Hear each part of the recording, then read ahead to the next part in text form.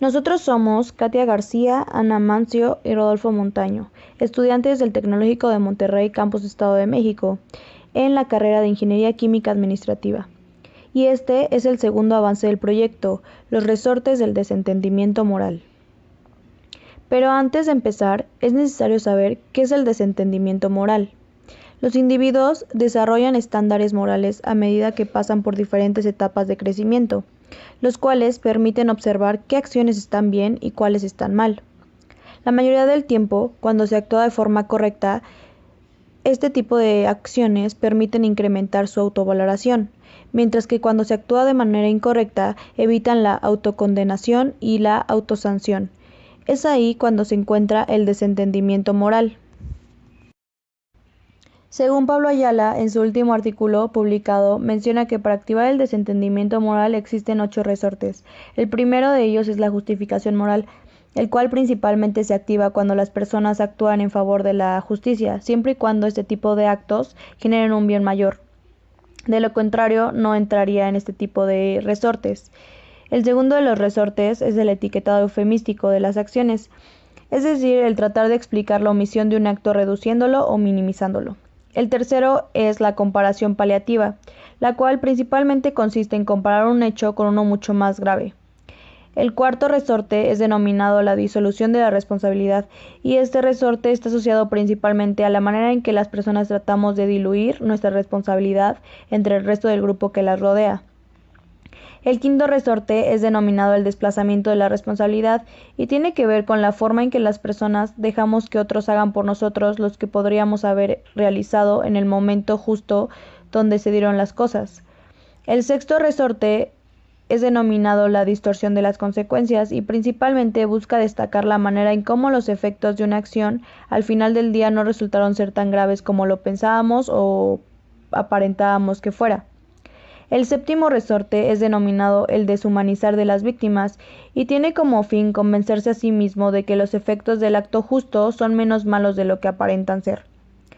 Y finalmente, el último resorte es denominado la atribución de la culpa a las circunstancias, y este resorte es otra vía por medio de la cual el mecanismo del desentendimiento moral se activa. Sabiendo más acerca del desentendimiento moral y los 8 resortes que existen, el pasado viernes 28 de octubre se realizó la entrevista al ingeniero Alejandro González con el fin de que nos resolviera diferentes preguntas relacionadas con el tema de la semana, además de saber más sobre el comportamiento de su organización.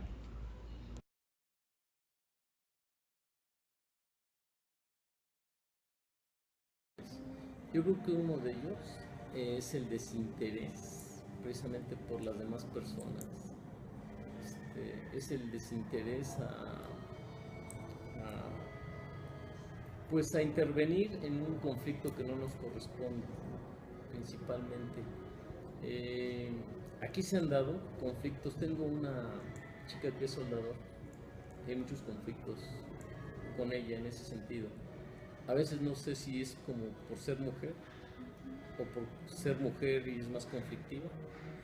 No lo entiendo, pero yo sí les he hecho saber que el respeto hacia una mujer pues es primordial, ¿no?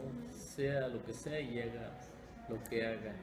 Entonces creo que uno de ellos puede ser el género, el siguiente la educación que se tiene, o sea, el que a lo mejor la gente o nosotros no podemos intervenir completamente. Lo he visto con sus compañeros y la otra las actitudes de la propia gente. Este, Me es difícil a lo mejor poder decir que si yo estuviera en un sitio como el que me explicó tu compañera, podría y no intervenir. Soy de los que intervienen normalmente, pero sí a la situación que les comento por seguridad ahorita ya por temor, me costaría trabajo, sinceramente. Entonces uno de esos detonantes sería el temor, ¿no?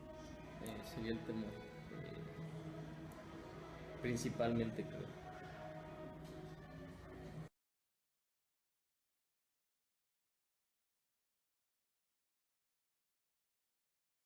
Yo creo que no, por lo que les comento, ¿no? O sea, Aquí hay diferentes idiosincrasias, definitivos, hay gente con preparación, gente sin preparación, gente con educación, la de la casa, la profesional, y no somos conscientes de ello.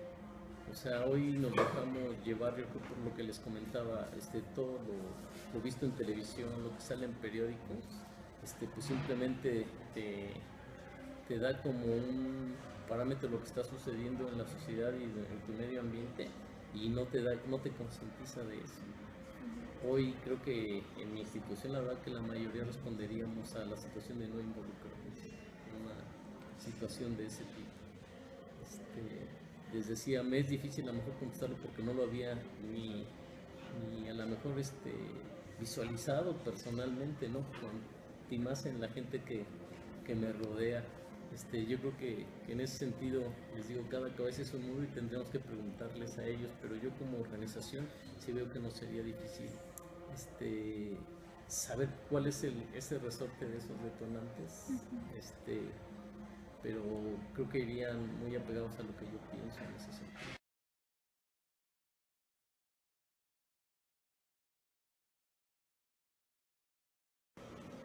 No, definitivamente que eso es lo que más le afecta a una organización. Cuando el personal no se involucra, o lo que decimos a lo mejor en el medio, no se pone la playera de la compañía, definitivamente que esto le afecta a toda la organización. O sea, su productividad, su eficiencia, su confiabilidad para con los clientes, pues es mínima en ese sentido. Entonces sí afecta mucho a una organización, que la gente a lo mejor no tenga esos parámetros bien definidos, o su comportamiento también, o su forma de actuar no bien definida, aunque a veces aquí marcamos qué es lo que queremos, qué tipo de gente queremos, es difícil. Entonces es difícil y sí afecta, yo digo, profundamente a las organizaciones ese tipo de comportamientos. E internamente, ¿cómo afectaría? Afecta en la eficiencia del trabajo. O sea, definitivamente que baja el ritmo de trabajo, y eso nosotros lo medimos por eficiencia o por productividad. Afecta en el día a día de la relación humana, se afecta muchísimo esa parte, y por ende en la parte económica.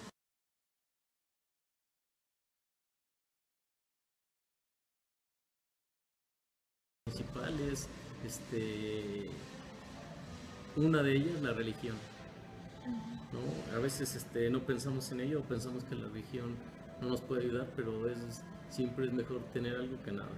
Los que no tenemos religión decimos no tenemos nada. Otra, la educación